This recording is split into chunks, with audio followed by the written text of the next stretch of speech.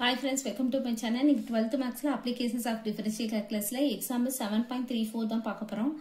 Compute the limit. Limit x tends to a x power n minus a power n divided x minus a அப்படின்னு சொல்லிட்டு கொடுத்திருக்காங்க.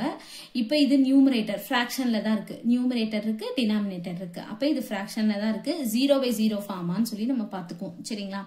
இப்போ x க்கு பதிலா a ன்னு சப்ஸ்டிட்யூட் பண்ணோம்னா a power n minus a power n அப்ப மேல 0 divide கீழே x க்கு பதிலா என்ன a minus a 0 அப்ப 0/0 ஃபார்ம்ல வந்துருச்சு.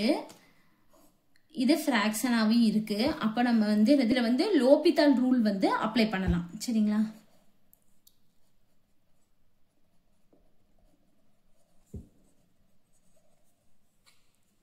அப்ப என்ன பண்ணணும், மேல தனியா டிஃபரன்ஷியேட் பண்ணணும், கீழே வந்து தனியா டிஃபரன்ஷியேட் பண்ணணும்.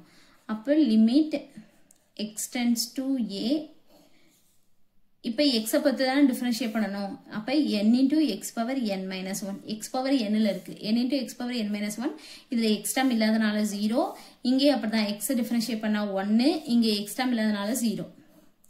இப்ப x க்கு பதிலா a சப்ஸ்டிட்யூட் பண்ணுவோம். அப்ப a சப்ஸ்டிட்யூட் பண்ணனா என்ன வரும், n into a power n minus 1 divide 1 தேவையில்ல. சரிங்களா? அவ்வளவுதான், கண்டுபிடிச்சிட்டோம் இந்த சம்.